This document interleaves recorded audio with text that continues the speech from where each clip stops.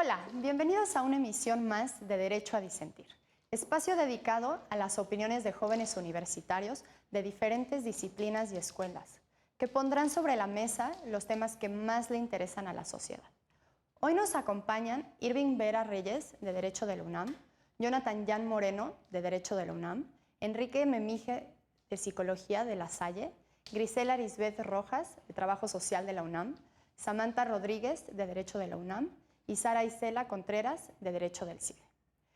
Yo soy Regina Sánchez Azo. Comenzamos.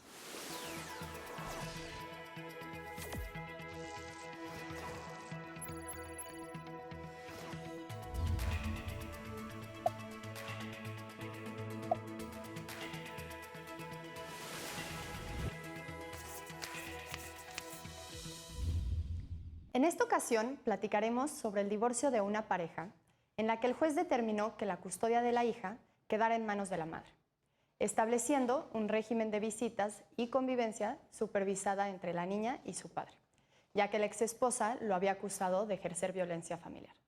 Sin embargo, la madre no llevó varias veces a su hija a las convivencias sin justificación alguna.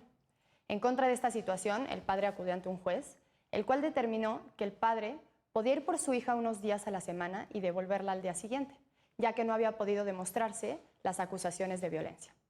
Pero la mamá volvió a incumplir. Tras pasar por diversas instancias judiciales, un tribunal colegiado decidió cambiar la guarda y custodia en favor del padre, con lo cual la madre no estuvo de acuerdo y el caso llegó hasta la Suprema Corte de Justicia de la Nación. Con base en el interés superior del menor y buscando la decisión que le generara el menor daño a la hija, la Corte resolvió que lo más benéfico era cambiar la guarda y custodia en favor del padre, para asegurar que la menor conviviera con ambos padres, señalando que la separación con la madre tenía que ser sensible y gradual. Pues bueno, bienvenidos a todos a Derecho a Disentir. Pues bueno, a todo esto empecemos tal vez con unas primeras ideas de cómo percibieron la sentencia. Entonces, pues Samantha, ¿tú qué opinas? Muchas gracias por invitarme. Pues creo, en un principio la sentencia la sentí muy acertada, pero al momento de estudiar el caso me di cuenta que no solamente fue el hecho de que la madre no entregara a la hija en las visitas con el padre, sino también que la madre ya había sido, al momento de dar los peritajes de psicología, se dieron cuenta que estos peritajes fueron alterados. Creo que todas estas cosas que erróneamente realizó la madre en perjuicio de su hija fueron lo que la Suprema Corte estuvo rescatando, pero también un punto de que la madre pidió en su amparo fue que la hija pudiera ser escuchada por los jueces. Claro que, como todos sabemos, en estos procesos familiares que son delicados, los niños siempre van a ser escuchados siguiendo el interés superior del menor. Y sí, la niña fue escuchada, en ese momento tenía 7 años, fue escuchada por los jueces y ella dijo que quería a su papá, que quería estar con él y que se sentía pues triste de no poder convivir con él. Aunque la Suprema Corte haya dicho que el síndrome de alienación parental en este caso no aplicaba, yo creo que puede que sí se hubiera aplicado el síndrome parental en el estadio leve, ya que este se presenta cuando los hijos son apartados de sus padres en los divorcios y se les empiezan a inculcar ideas, no de odio, sino ideas pues erróneas sobre sus padres, más en el sentido de la idea de que su padre abusó de violencia sobre ella, al igual que la madre argumentó que el abuelo paterno abusó sexualmente de la niña. Entonces, me gustó mucho la parte en la que se tenía que hacer una separación gradual, siguiendo la jurisprudencia de la Corte sobre que los niños que nacen en las prisiones tienen que ser separados gradualmente de sus madres, y más a los 7 años, porque yo creo que pues, por el libro para un desarrollo de la personalidad saludable es necesario que sea gradual, es necesario que sea sano y sobre todo yo creo que también se tiene que trabajar en la relación que tenían estos padres psicológicamente, un apoyo a lo mejor psicológico de la Corte, un apoyo psicológico para la menor, y creo que sería como lo más importante para mí. Gracias, Samantha. Oye, Cristian, de lo que acaba de decir Samantha sobre esta separación gradual, ¿Cuál es tu opinión al respecto? Me parece muy acertada la decisión de la Suprema Corte. Y esto en antelación a, como ya lo había mencionado Samantha, al interés superior del menor. Si bien es cierto que la Suprema Corte, antes de la reforma de 2011 de los derechos humanos, se resolvían los juicios sin atender a los mismos derechos humanos, ¿no?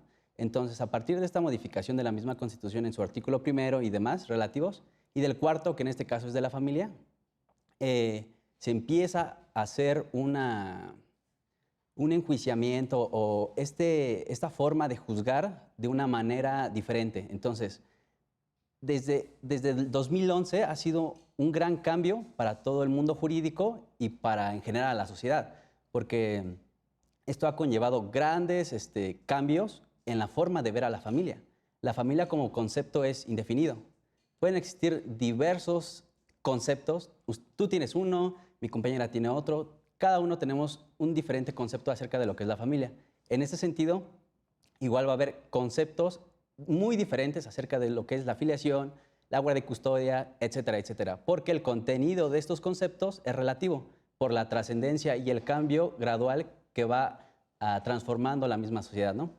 Entonces, a partir de esta interpretación de los ministros de la Suprema Corte, hacen un correcto, digamos, control de convencionalidad y de constitucionalidad, en el sentido de que no solo toman disposiciones constitucionales, sino de las mismas convenciones, como la Convención sobre los Derechos de la Niñez o sobre los Derechos Humanos, ¿no? El llamado Pacto de San José.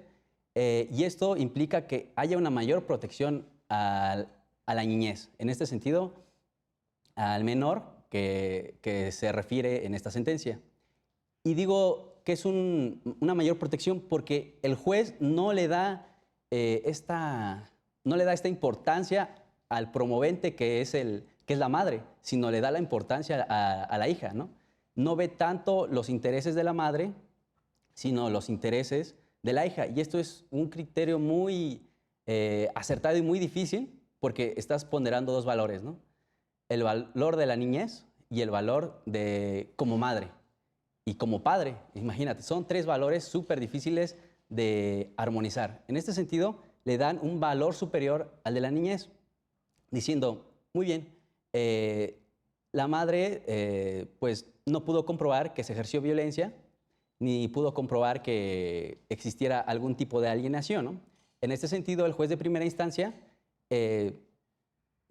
indiscriminadamente, o más bien sin ejercer un control correcto de convencionalidad difuso, porque los jueces de primera instancia o los jueces locales de cada entidad tienen esta obligación. El juez de primera instancia no lo ejerce de manera correcta. Se va a la apelación, hay una sentencia favorable para el padre y la madre que dice, ¿sabes qué? Yo no quiero eso, yo quiero mis intereses, ¿no? Independientemente de la menor. Porque quieras o no, hay detrás de todos estos argumentos jurídicos, de la lógica jurídica, hay sentimientos, ¿no? Claro. La madre obviamente va a tener sentimientos contra el padre, tal vez, ¿no? Entonces, ¿sabes qué? Mi derecho, más bien, yo pienso que tú no tienes derecho, ¿no?, a ver a mi hija. Entonces, yo pongo mi amparo directo, se va a los tribunales colegiados, no le conceden el amparo directo, sigue ganando el padre, pone amparo en revisión, se va a la Suprema Corte y dice, ok, ¿sabes qué? Madre, te concedo el amparo, pero para ciertos efectos, ¿no? En el sentido de que se le va a conceder o se le va a cambiar la guardia y custodia al padre por la trascendencia que implica este interés superior del menor, y entonces te concedo el amparo para efectos y va a ser este cambio relativo. Es decir, ya no vas a tener tú la guardia y custodia, ya no vas a tener tú, digamos, los 7 días, ¿no?, o los 5 y los 2 que tenía el padre de régimen de visitas, sino ahora va a ser gradual, ¿no? A lo mejor tú ahora vas a tener 4 días y el padre va a tener un día más. Y así se va disminuyendo hasta que por fin, y esto va en antelación igual al interés superior del menor, porque un pequeño resiente la separación de la madre, ¿no?, del padre. Entonces, me parece correcto esta separación gradual porque el padre también, pues tenía derecho, más bien la hija tenía derecho a ver al padre. En este sentido, pues la graduación implica un menor daño psicológico a la niña. Enrique, como psicólogo, ¿estás de acuerdo en lo que acaba de decir Cristian sobre que los niños resienten esta separación y que este cambio gradual puede ayudarles de alguna manera? Sí, o sea, los niños van a sentir totalmente la separación de los padres, y no solo desde el divorcio, sino desde el momento que hay conflictos. Cuando hay una separación, el niño pasa por 3 procesos, que es el pre-separación, la separación y la post-separación. Ok. La pre-separación es todo cuando hay conflictos dentro del hogar, constantes pleitos, peleas. Bueno, el caso habla de que había violencia intrafamiliar, supongamos que en el caso había golpes y de otras muestras. Ya, la separación es cuando la persona deja el núcleo familiar, se va del hogar, y la post-separación son todos los procesos que vienen para que el niño pueda sanar esta pérdida. Al final de cuentas, cuando un niño pierde a su madre o a su padre, pues se queda, su vida, su constructo se ve destruido. Él no se vivencia sin otro adulto. Supongamos que son niños muy pequeños de edad preescolar, ellos van a sentir culpa. Si son niños de 7 a 9 años, van a sentir tristeza. Y si ya son de entre 10 a 12 años y antes de adolescentes o antes de la pubertad, van a sentir enojo y van a empezar a hacer alianzas con la persona con la que se queda. Así que sí es necesario que esto sea gradual, porque al final de cuentas un divorcio no deja de lado la responsabilidad de los padres con el niño. Al final de cuentas es un matrimonio que no funcionó, pero al final de cuentas hay una unión, y esa unión se ve reflejado, en el caso de que tengan hijos, pues de los niños. ¿Cómo lo ve el hijo cuando esta unión se ve fragmentada, de que esto, donde este fue fruto de su amor, de su deseo, pues al final de cuentas no funcionó, no prosperó? Y ¿cómo se ha de sentir un niño destrozado, triste, sin un lugar dentro donde había familia? Así que sí tiene que ser gradualmente, y la sentencia dice que la custodia al final de cuentas va a ser del padre, ¿no? Y gradualmente la madre va a verlo menos, ¿no? También es parte de que quién es el mejor papel que le representa al niño, porque al final de cuentas el niño va a seguir un modelo que le inculquen, que le enseñen educación, y si el padre se lo puede proporcionar, está perfecto. La madre no, o si la madre está viciando la infancia del niño a través de argumentos, o le está inculcando ideas que no son propias de lo que es la realidad, eso ya no es sano. Claro, pero a mí me surge una duda de ahorita de lo que estás platicando.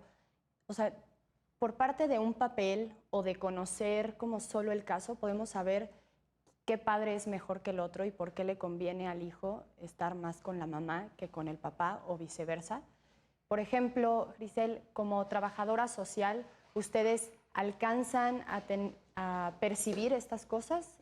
Se tiene que hacer toda una cuestión que se conoce como peritaje social, en el cual no solamente son aspectos psicológicos, que también son de muchísima ayuda, también son cuestiones incluso económicas. Es el proceso que durante la separación, muchas veces, aunque si quisiera compartir la custodia, la mayoría de las veces el padre es quien sale, entonces está yendo a una nueva vida, entonces el lugar donde está residiendo no es el adecuado para el menor. También es la cuestión de quién podría pasar más tiempo y se pudiese encargar de las cuestiones de él, o sea, quién podría ir a la escuela, quién podría... Y no necesariamente quiere decir que la madre, ya no hay que entrar en estos estereotipos, pero si a lo mejor uno de ellos tiene un trabajo más, que le ocupa más tiempo, o que no le permite tener más permisos, o que no podría atender otras cuestiones, todo eso se tiene que ver para ver quién sería la persona idónea para tener más tiempo la custodia en caso de que fuera una custodia compartida. En caso de que ya existan otras situaciones como violencia y así, se tienen que corroborar, porque a veces es tanto el afán de querer separarse de una persona que incluso le puedes inventar muchas cosas con tal de que tú te quedes, porque obviamente también es tu hijo, mayor tiempo con el niño. Entonces es cuestión de corroborar si lo que se está diciendo es cierto, es de si hay un abuso, ver si, con ayuda de los psicólogos, ver si el comportamiento corresponde al del abuso, si hubo violencia, ver si el niño se comporta como debería de corresponder hacia la violencia, si todas esas situaciones, ver si corresponden dentro de ello con lo que se está diciendo, y así determinar. Nosotros solo determinamos una especie de como recomendación, ¿no? O sea, al final del día, quien tiene la palabra va a ser el juez. Nosotros decimos, nosotros creemos que lo ideal sería que fuera con esta persona porque es la que tiene mayor estabilidad emocional, económica, tiene mayor tiempo, puede aportarle más al niño y que pueda pasar este tiempo con esta persona. Pero pues si el juez decide diferente, pues nosotros ya, ya pusimos nuestro granito de arena. En nosotros no quedó. Buenísimo. Pues si les parece bien, ahorita después del corte seguimos platicando de este tema que está muy interesante. Claro. En un momento regresamos con ustedes aquí en Derecho a Disentir. Estamos de vuelta en Derecho a Disentir. Ya estábamos platicando sobre los diferentes puntos de vista que se usan para determinar la guarda y custodia de un niño cuando hay un conflicto entre los padres. Pero bueno, ahora regresando un poco más hacia la sentencia, Sara, platícame, ¿cuáles fueron los puntos que más te llamaron la atención de la sentencia? Sí, pues primero, gracias nuevamente por la invitación.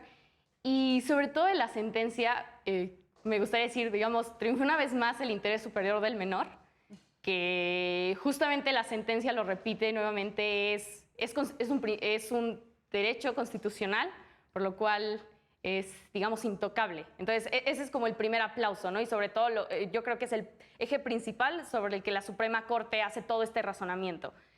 Lo que me llamó mucho la atención del razonamiento de la Corte fue justamente esta parte multidisciplinaria. Incluso yo como estudiante de Derecho, siento que muchas veces nosotros los abogados en proceso, nos gusta quedarnos con esta parte de el artículo tal dice esto, ¿no? O la ley, o las convenciones, o los tratados internacionales. Y pues sí, está muy padre en el papel, ¿no? Y se suena muy bonito, la redacción y lo que sea, pero la pregunta también es, en la práctica, o pragmáticamente hablando, ¿cómo es la situación, no? Entonces, me parece muy interesante, la verdad me da gusto, no sabía si iba a haber pues gente de más carreras, pero me da gusto que haya alguien de trabajo social y de psicología, porque justamente creo que un acierto de la Suprema Corte fue el decir, oye, tribunal, aquí yo sí te voy a corregir, ¿ok? Concuerdo que la guardia y custodia se le va a dar al padre, digamos, si nos vamos en lo normativo, estuvo muy bien tu razonamiento. Sin embargo, ahí sí la Suprema Corte dijo, aguas, ¿no? Estamos hablando de un menor de edad y entonces revoca a esta parte constitucional del interés superior del menor, más allá de verlo, como decían, más allá de verlo como un derecho de los padres, que a veces siento que se confunde en este tipo de conflictos de, no, es mío, ¿y quién se lo va a quedar?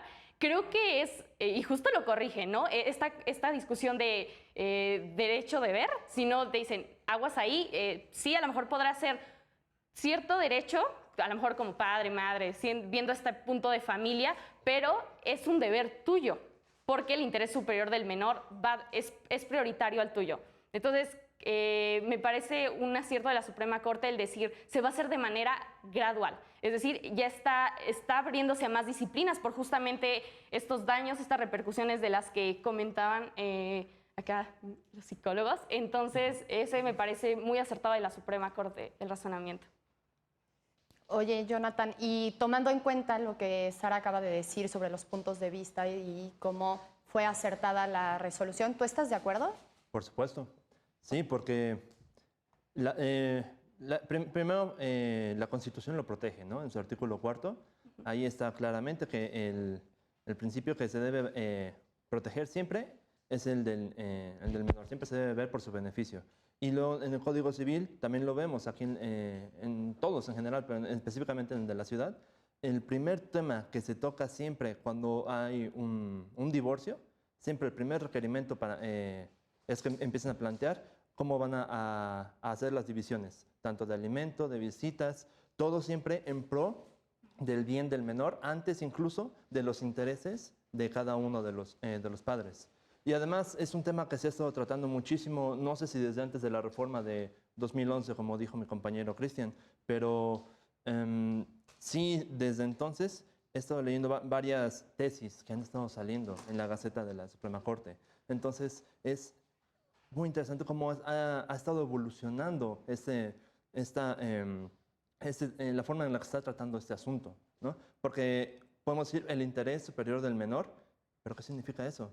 Hay muchas implicaciones de por medio que se han estado averiguando conforme a la experiencia. Aquí no hay un método científico que nos pueda decir adelantado, ¿no? ¿Cuál es la mejor forma de resolver las cosas.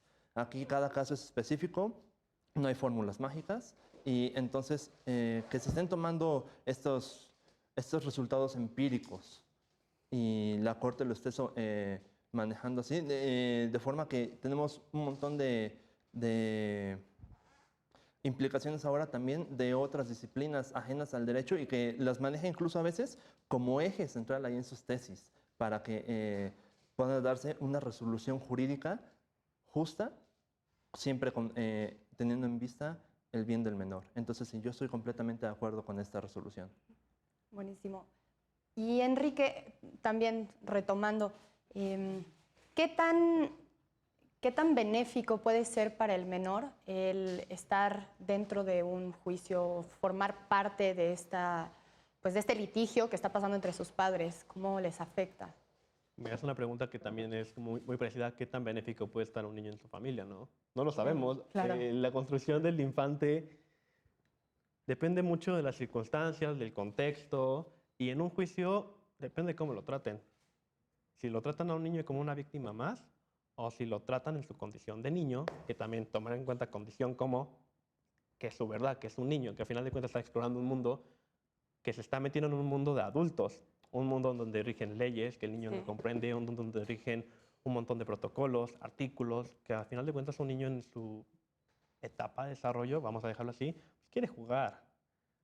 Lo más sano que se podría hacer es tratar al niño en su contexto y si hay muchas formas de averiguar si hubo violencia, si el contexto en el que el niño vive es violento, a través de terapia de juego, hay actividades como el dibujo libre y el niño te va a terminar contando. En su imaginario te va a contar la realidad y eso es muy bonito porque te vas a dar cuenta cuenta de cosas que nosotros como adultos dejamos de ver. Al final de cuentas, el dolor de un niño es lo que va a demostrar en cómo va a jugar con sus juguetes o qué va a plasmar en sus dibujos, o porque no siempre va a estar llorando. A veces va a estar riendo mucho y hay que estar atentos de las risas, al igual que los llantos o todo lo que dice. Tú mencionabas de que no hay recetas en el derecho, tampoco hay en la psicología, no te preocupes. O sea, no, es un camino en que todos vamos avanzando y por ensayo y error se aprende. Claro, hay formas, ¿no?, de que nosotros sabemos y que se aporta al derecho. Cómo tratar a un niño en un juicio para que este niño no lo resienta tanto, no siente esta agresión que vive de un contexto que ustedes han ido a los juzgados, ustedes han ido a lugares que son cruentos. Si a nosotros nos estresan, imagínense un niño que no comprende qué está pasando. Y de hecho, ahorita retomando tu punto, me encanta que se pueda hacer esta colaboración, ¿no? Como ya lo hemos mencionado, pero creo que no podemos hacer suficiente énfasis en que se tomen todas las cartas necesarias para asegurar el bien del menor, ¿no? Por eso, parte del procedimiento, nosotros como abogados jamás nos van a enseñar nada de eso que tú estás ahorita diciendo. Sin embargo, es elemental para poder tener un tratamiento justo y adecuado para el niño, ¿no? Entonces, parte del procedimiento también me sorprendió cuando lo leí la primera vez, pero me alegró ahorita que ya lo estoy comprobando por qué es así. Siempre hay, antes de la audiencia del juez con el menor, siempre citan al asesor, ya sea psicólogo, ya sea de trabajo social, no me acuerdo cuál es la otra carrera, pero siempre es psiquiatría, exacto. Sí, entonces siempre está ahí ese medio, ¿no? Porque ese es el papel que yo tengo entendido que fungen ahí como medio para poder hacer llegar las preguntas al menor y que él dé la información sin que sea de una forma agresiva, de una forma violenta para él, porque nosotros somos toscos. Claro, sí, o sea, no es interrogatorio. ¿Y sabes qué? Es algo que llama mucho la atención. Ahorita me van a perdonar, pero ¿cuántos abogados se han sentado en el piso a jugar con un niño? Claro. Es que Justo, sí, bueno. perdón. Sí, bueno, creo que después tú me podrás ayudar porque es una de mis preguntas o yo creo que una de las interrogantes. Bueno, primero quiero decir que creo que un punto a resaltar aquí muy importante es lo que tú decías. O sea, ¿vamos a tratar al menor como una víctima más o sí se le va a considerar como un actor más en el proceso? Y creo que eso la Suprema Corte sí lo resalta cuando toca este tema del derecho de audiencia del menor. Y eso para mí es importante. Se reconoce la dignidad del menor, ¿no? Digo, claro, el interés superior del menor, sí reconoce que está en una tal vez situación más vulnerable, pero en primer lugar creo que se reconoce la dignidad de los menores de edad. O sea, es como, no hay que subestimarlos y justo eso no hay que tratarlos como una víctima más o pues, tú no participas, como que realmente no me interesas, sí cuenta su opinión, o digamos, toda esta parte a lo mejor lo que podrían evaluar en pruebas psicológicas. Entonces creo que también ese es un acierto al reconocer la dignidad del menor. Pero por otro lado, sí creo, como dice, digo, si a veces uno mismo, digo, yo estudio Derecho, a veces ciertas leyes dices, ¿cómo? ¿Qué onda? A ver, y las tienes que razonar. Siendo honestos, un niño, ¿cómo le vas a...? O sea, yo creo que también deberíamos de pensar, ¿cómo le explicas que está en un proceso legal? ¿No? En algo de adultos. Entonces, sí me parece muy interesante, y ahí entra un tema también de la patria potestad, que es una tarea, yo creo que tripartita, ¿no? O sea, también el Estado, yo le diría, ¿con qué instituciones cuentas o con qué mecanismos a lo mejor tu Estado cuentas para justo proporcionar estas vías de comunicación para que el menor de edad, ¿no? Pues se entere o tenga más herramientas, ¿no? Bueno, quiero destacar un punto sobre los juzgados de lo familiar. Actualmente se hizo una investigación de campo en la que participé, yendo a los juzgados de lo familiar a entrevistar a los jueces de lo familiar. Bueno, hay de todo tipo en las salas, pero también hay salas que ya están ambientadas, por así decirlo, para que los niños se sientan en un espacio seguro. O sea, no es lo mismo entrar como un niño, entrar a una sala pues, de paredes grises, con papeleo, archivos por todos lados, a las salas que están cambiando, que ponen dibujos en las paredes, pinturas. Entonces, ¿por qué está pasando esta como evolución en las salas familiares? Porque los jueces no son psicólogos. Exactamente. Y como no son psicólogos, no sabían cómo tratar al menor al momento de pedirles que dijeran pues su parte, no ser escuchados. Entonces había psicólogos que utilizaban prácticas de utilizando títeres o hablándoles como si fueran bebés o hablándoles muy fríos o de que si empezaban a llorar no sabían cómo reaccionar.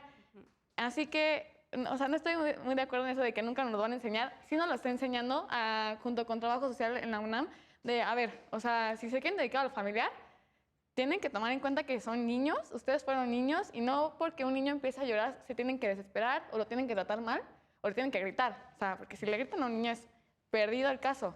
Entonces, están dando cursos de... A lo mejor he conocido jueces que lo que están haciendo es como, ¿saben qué? Soy abogado, pero también voy a ser psicólogo y como soy de lo familiar me voy a enfocar en los niños. Porque también es eso, o sea, según con la Convención sobre los Derechos del Niño, que a veces la vemos como, sí, pues sí, los niños tienen derechos, sí, ahí están ahí bien bonitos con un arco iris, ahí ponlos. No, o sea, hay que aterrizarlos y hay que aplicarlos y hay que saber cómo aplicarlos y los niños, cómo saber un proceso legal. Hay campañas, justamente hace poco hubo una en Chapultepec, donde les pusieron en todo el bosque de Chapultepec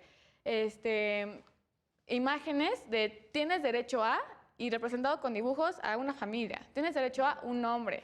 Entonces, poco a poco, estamos cambiando de ese derecho frívolo, con un lenguaje complicado, un lenguaje que ni siquiera nosotros entendemos y por eso lo tenemos que estudiar, a un lenguaje que todos tenemos que entender, a una explicación muy clara, muy breve, pero sobre todo muy sabiendo cómo podemos defendernos y también a los niños como, oye, pues, me siento atacado o me siento que no me están respetando o ¿sabes qué? Yo quiero estar con mi papá, yo quiero estar con mi mamá porque también soy un ser autónomo, soy un ser que piensa y soy un ser que puede tomar sus propias decisiones. Sí, pero también es esta parte de a quién le toca garantizar el salvaguarda del menor, pues a los adultos. El adulto tiene que aprender a recordar su infancia y darse cuenta de que lo mismo que él sufrió en su momento, lo puede sufrir este niño y hasta peor. Así que está súper bien que en los juzgados se den estos espacios, porque al final de cuentas son ambientes que el niño va a disfrutar. Y aún así, en un divorcio y en este pleito de quién se queda al niño, como si fuera pelotita que se van pasando, que no es, a sobrellevarlo, a ayudarle a entender que es una situación que va a pasar y que al final de cuentas no es su culpa, porque al final el niño no tuvo la culpa. Justamente de eso de lo que hablas, creo que una situación importante que casi no se toca es qué pasa después, ¿no? O sea, digamos, se divorcia, se llega a la sentencia y así, pero el proceso también de separación, aún supervisado, es una situación difícil. Se tiene que ver cómo ayudar o qué herramientas tendría el niño para la adaptación. Digamos, si es un niño más grande, pues lo puede entender y hasta lo puede ver como un escape. esta parte de la custodia compartida es así como de, bueno, de lunes a viernes pues es esta parte difícil, esta parte en donde tengo mis obligaciones, pero los fines de semana con el otro padre que es generalmente cuando los tienen los fines de semana son más relax, pues puede tener otro tipo de convivencia.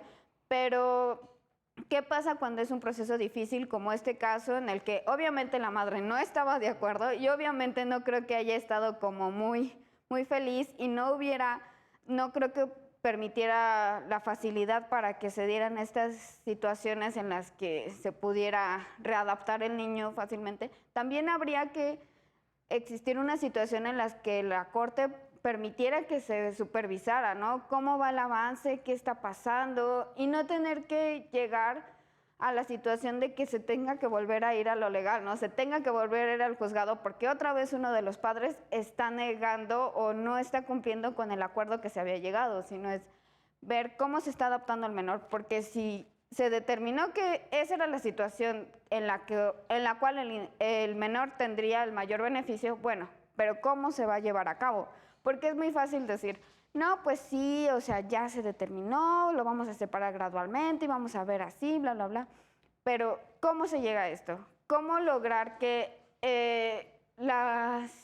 los vínculos familiares tampoco se rompan de lleno? Porque es algo importante, ¿no? O sea, los dos son sus padres y los dos tienen dos familias, porque inclusive en la sentencia había habido que le habían dicho que el abuso sexual por parte del abuelo paterno, incluso aunque no se supiera, hay una especie de resentimiento interno, ¿no? Entonces es tratar de que ese vínculo con el abuelo paterno vuelva a repararse y todas esas situaciones, no solamente la parte de dentro del proceso, sino después de, o sea, porque las cosas no se quedan dentro de los juzgados, todas unas situaciones que pasan después. Sí, claro, todo este movimiento en la familia, tenemos que también cuidar, pues sí, la reconstrucción de las relaciones, porque al final de cuentas no podemos forzar a que el niño se lleve con todos, porque al fin, eso ya no es sano, no podemos obligarlo a ver al abuelo si ya no lo quiere volver a ver, así como tampoco pueden obligar al niño a ver al abuelo. Claro, pero tampoco se trata de que hay buenos y malos, ¿no? Sí, no, y también hasta qué punto el juicio de un niño pues es capaz de distinguir cuando está pues viendo las cosas en una perspectiva pues negativa, ¿no? O sea, que ya trae un juicio en el que no le permite decir, bueno, es que la verdad es que mi abuelo no es malo. O sea, yo creo que también pues pensando en los roles de la familia, también pues procurar, como decías Grisel, pues que no haya confrontamientos y procurar un ambiente sano. Y no sabemos qué es lo que pasa después del juicio. Si les parece bien, ahorita regresando del corte, seguimos platicando. Claro. Esto es Derecho a Disentir y ahorita seguimos platicando con ustedes. Hola, estamos de vuelta en Derecho a Disentir y estábamos platicando sobre cómo la Corte logró proteger al menor en este caso en específico y cómo, bueno, a mí me gustaría también plantearles una pregunta. No sé si se acuerdan, pero en la sentencia plantean que es necesario y sano para los niños que están viviendo con sus padres, tener relación con ambos, ¿no? Tanto con el padre como con la madre, y por lo tanto, el que la madre estuviera deteniendo al padre de poder ver a su hijo, pues ameritó que cambiaran la guardia y custodia.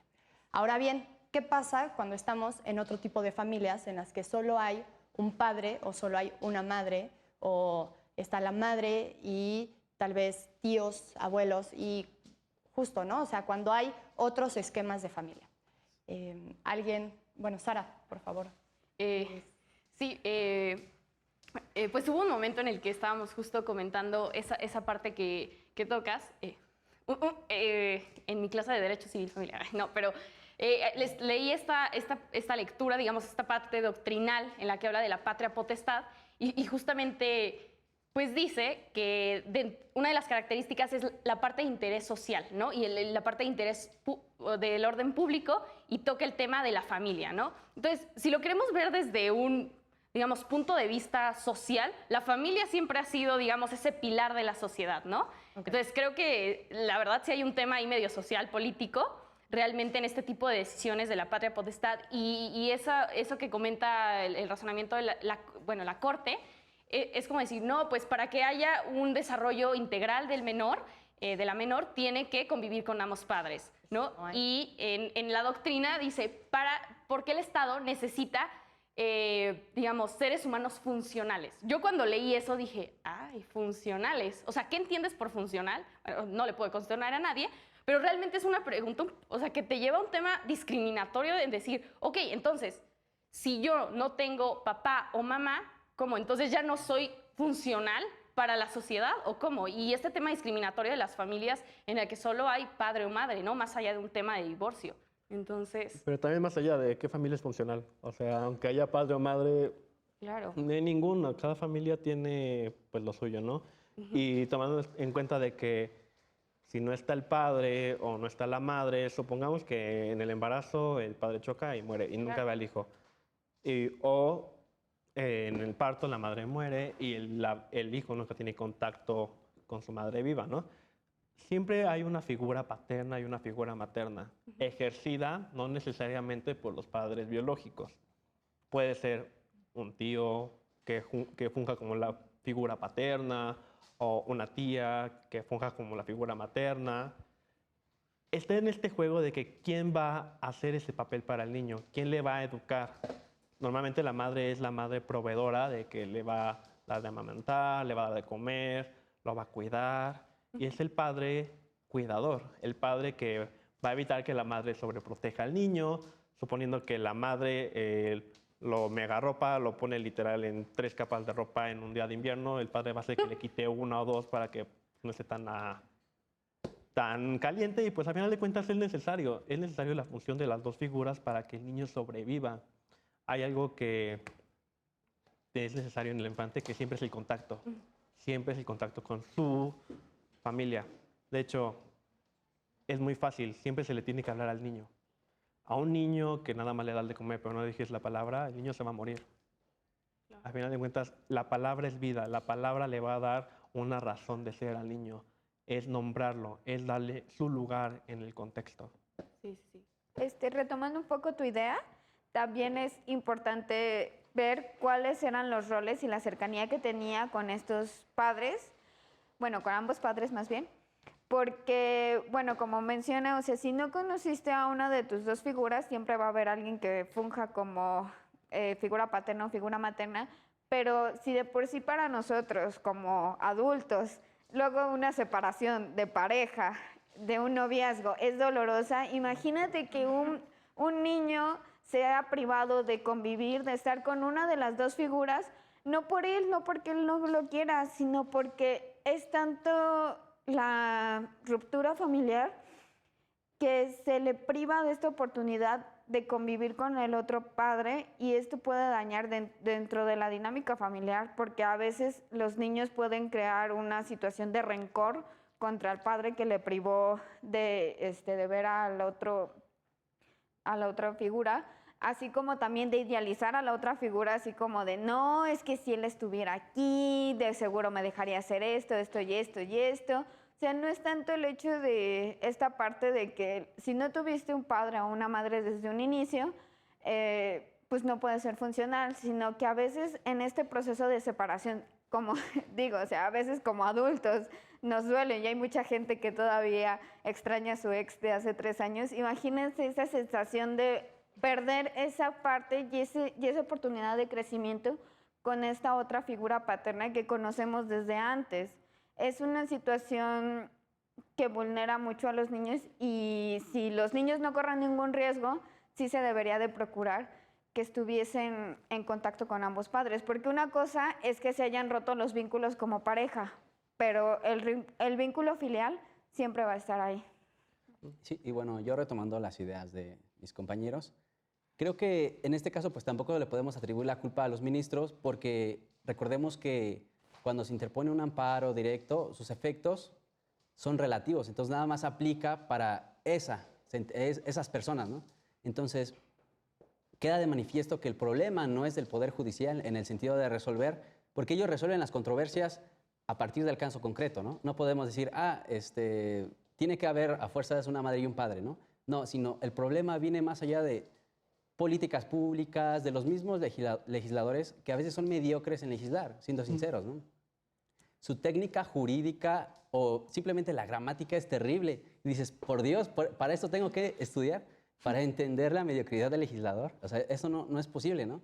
Tiene que ser de un lenguaje muy sencillo, comprensible y que en verdad no sea discriminatorio, ¿no? Porque, siendo sinceros, en la mayoría de las leyes hay lenguaje no acorde, ¿no? Y eso es mala técnica jurídica, pero el trabajo del Poder Judicial en este caso fue solo limitarse al caso concreto y decir, pues tiene que tener el menor, pues tiene que ver a su padre y a su madre, pero si fuera otro caso concreto, si fuera papá y papá, pues adelante, ¿no? O si fuera mamá, mamá, adelante. Y si fuera una sola hija, pues no sé si fuera una sola madre, no sé contra quién se impondría el amparo, ¿no?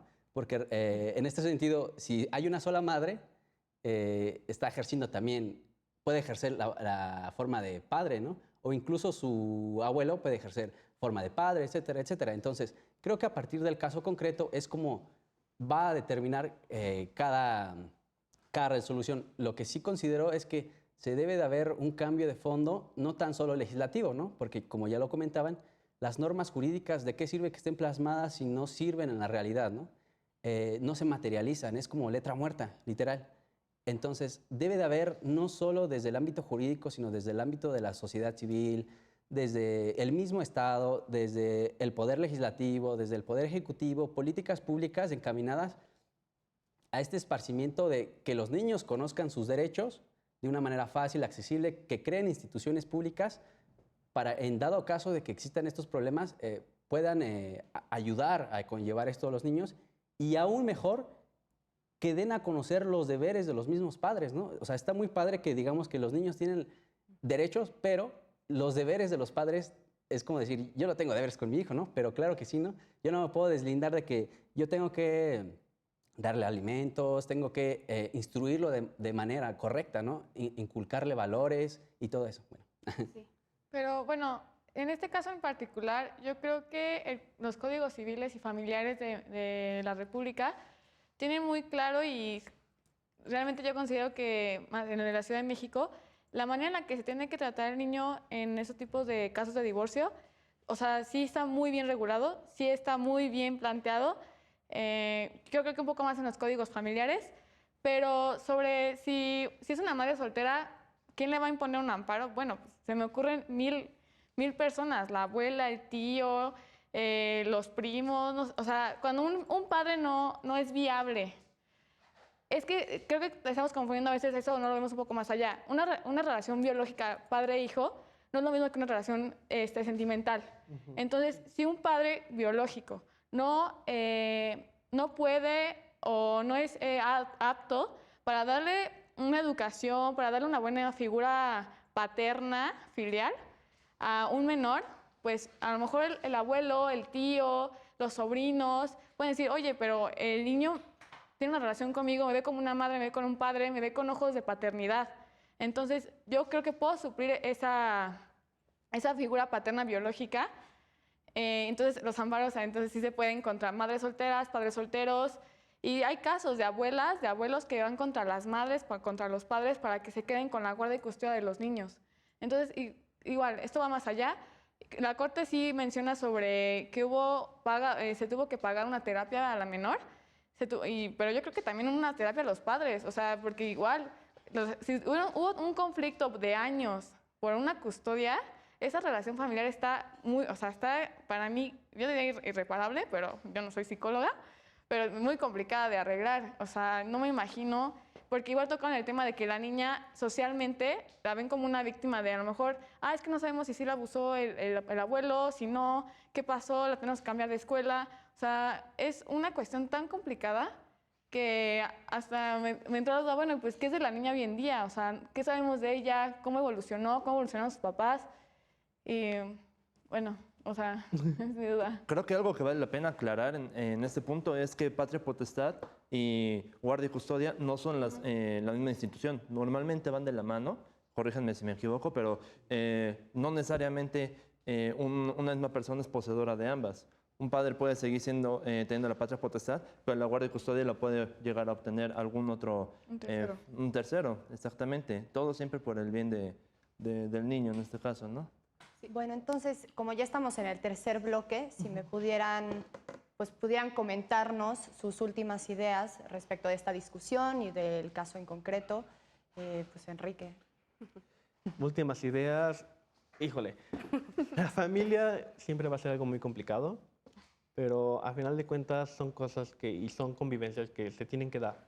O sea, tomabas el tema de que qué tan destruida debe estar la relación. En este caso, yo diría que totalmente, porque se pelearon años por la custodia de la niña. Pero hay familias que lo pueden manejar y no necesariamente llegan a un divorcio. Hay familias que pues nada más son cuestiones que tienen que manejar entre ellos, ¿no? Son diferencias porque al final de cuentas son dos personas diferentes que tienen un hijo que también va a ser diferente y esta convivencia de ideas también genera conflictos. En el divorcio siempre se va a tener que ver que estos conflictos no impacten o si lo hacen en menor medida al menor. El menor siempre va a tener que ser prioridad en todos los casos. O sea, o todos los hijos o las personas que lleven en este proceso. Pero ¿cómo sabes cuál es la forma del divorcio ideal? Es que no hay un divorcio ideal. O sea, ¿No? Para afectar menos. O sea, es que al final de cuentas, Una afectación. había algo que me quedé con ganas de decir, que cuál es el mejor modelo de familia. No como familias naturales, o no, eso no viene aquí al caso, sino cuál es la familia más sana, cuál es el divorcio más sano. ¿Cómo sabemos que este divorcio sano no vaya a afectar al niño a futuro? No lo sabemos. Es algo que la psicología, ni el derecho, ni el trabajo social va a lograr resolver. Porque a final de cuentas, como entes cambiantes, como personas que a final de cuentas somos uno y al otro día somos otros, no sabemos cómo nos va a afectar el divorcio. Podemos suponer que minimizar el riesgo de que, no sé, de que no haya un rol parental y que esto ocasione cierta disfuncionalidad en la adolescencia, se puede, pero son predicciones que a final de cuentas no vamos a saber qué tanto daño ya le hicieron al niño. Porque cuando nosotros ya llegamos, el daño ya está hecho, ya es muy tarde como para poder remediar muchas cosas. Jonathan, tus últimas ideas sobre esto. O algo que nos quieras compartir y podamos todavía discutir. Claro, que a mí el enfoque que actualmente le está dando la Corte al tratar ese tipo de asuntos es el que me parece el más correcto, porque en la evolución que les conté, que estuve viendo, al principio se buscaba causar el menor daño al menor. Ahora lo que se busca es qué le va a beneficiar más, no qué le va a hacer menos daño, qué le va a traer más beneficio al menor. Entonces, bajo ese enfoque, pues ya no asumimos que forzosamente va a tener que sufrir y que llevar a pérdidas, ¿no? Ya sea de relaciones, ya sea de algo material, algo que le mueva, ¿no? Tanto su forma de vida, a lo que está acostumbrado. Entonces, creo que ese enfoque actualmente es el correcto. Buenísimo. Sara, dinos. Sí. Bueno, después de pues, esta discusión que tuvimos, quiero un poco retomar el punto que hizo Cristian. Sí, o sea, justamente yo creo que no solo es tarea del Poder Judicial, o en este caso específico, pues, de los ministros, pero algo que a mí me encanta, pues cuando la Corte, digamos, forma precedentes, a mí me gusta mucho el tema de hablar de un litigio estructural.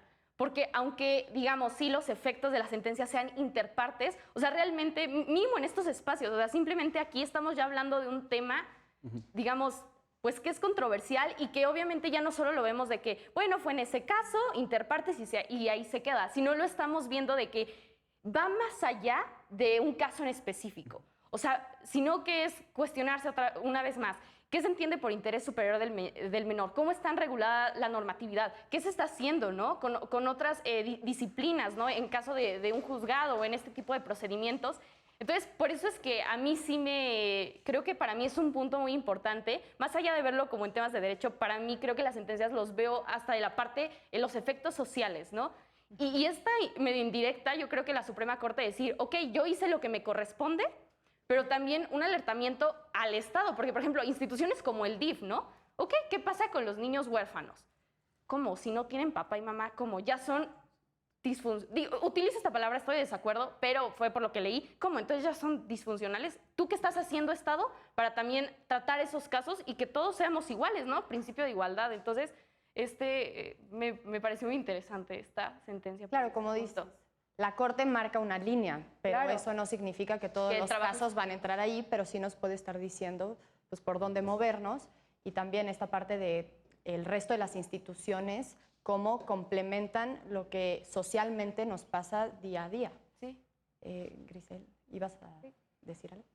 Pues a complementar la idea, justamente esta parte de que retomar esta idea de que cada caso es único y cada caso se debería de tomar de esa forma, o sea, como se menciona, no sabemos las relaciones que tenían anteriormente y también la importancia de un juicio multidisciplinar, es decir, que entren diferentes personas a abogar por el interés superior del menor, como se menciona, que no sea tanto, ya no se puede reparar el daño, pero sí que se haya un mayor beneficio y también que al terminar la sentencia se pueda dar un seguimiento, porque como lo menciona la compañera, disculpa, ¿qué pasa después? O sea, ya se vio, se intentó hacerlo mejor porque, como dicen, no podemos adivinar qué es lo que va a pasar porque cada persona va a responder de diferente manera. Es tratar de que se dé un seguimiento para que esta persona sufra lo menor posible. De acuerdo. Samantha, ¿quieres compartir tus últimas ideas? Pues realmente el tema familiar es un tema muy, muy vasto. Nunca vamos a terminar esta discusión si seguimos, pero yo sí le invito mucho a que sigamos leyendo estos amparos de la Corte de lo Familiar. Son muchísimas, hay de muchísimos temas, de temas que ni siquiera nos imaginamos. Ya están, la Corte ya está diciendo, oigan, abogados, oigan, México, oigan, instituciones, les estoy dando aquí la premisa para que ustedes también me pongan atención, para que se empiecen a alinear conmigo, porque pues vamos en el camino en todo en beneficio de los derechos humanos, beneficio del interés superior del menor, respetándonos, respetando también a los menores como las personas que somos, y bueno, que son y que somos. Y pues sí, realmente este tema en particular de padre, madre, custodia es muy complicado. Es un estudio muy, muy denso en la facultad. Es un estudio de un semestre, más o menos. Y en un programa discutirlo, pues está muy, muy padre. Gracias. Y Cristian, por último. Bueno, pues yo me quedaría con las ideas de todos. No, yo creo que antes de llegar a un divorcio, lo necesario es la reconciliación, ¿no? Estos medios anteriores a una acción legal, ¿no? Porque si alguna vez amaste a tu pareja, ¿por qué no tratar de recuperar, ¿no? O de sanar esa relación, ¿no? Y para al final no afectar al menor, ¿no? O simplemente no llegamos a la acción legal, pero sí nos ponemos de acuerdo, ¿no? Yo sé que es mi hija y a lo mejor no quieres estar conmigo, pues yo te voy a apoyar económicamente, ella va a estar conmigo días, sin llegar a lo legal, ¿no? Y así, normal, ¿no? Como un convenio, sin llegar a lo legal. Ya si deciden hacer eso, es muy desgastante, ¿no? Incluso para el menor, ya se comentó. Y otra cosa es de la perspectiva de género, que yo creo que no tocamos, pero fue un punto medular en la primera sentencia que dictó el juzgado local, en el sentido de que se le otorgó la guardia y custodia a la madre por el simple hecho de ser madre, ¿no? En este sentido, pues, hay una discriminación positiva, lo dirían así, o el tratar de otorgarle un favoritismo a una parte por considerarse vulnerable, ¿no? Y yo creo que, y ya lo ha determinado también, son muchos criterios para determinar la verdadera perspectiva de género, ¿no? La perspectiva de género no es darle apoyo a una parte, sino ver las relaciones verdaderas que existen entre estas partes y determinar cuál es la más débil, ¿no? No necesariamente la mujer. Puede que el hombre sea débil, ¿no? Económicamente, socialmente, etcétera, etcétera, ¿no? Y esto es lo que va a determinar. Y por último, pues yo creo que sigo haciendo énfasis en el amparo. No, en el sentido de que la relatividad de las sentencias, pues si bien, como ya lo mencionaste, ¿no? Solo se queda ahí, pero llega un momento en que los legisladores se dan cuenta de su error y dicen, ok, no regulé en esto en específico, pero entiendo que la jurisprudencia marcada me está reclamando que regule esto, ¿no? Entonces, en un sentido, la jurisprudencia va a ser ley, ¿no? Y ahora ya no vamos a tener ese vacío legal o ya no vamos a tener que llegar hasta la Suprema Corte, un proceso larguísimo para que un juez dicte el cambio de guardia y custodia, ¿no? Sí, súper. Y ya. Pues bueno, muchas gracias a los 6 por haber venido hoy. Estuvo muy buena la plática de hoy.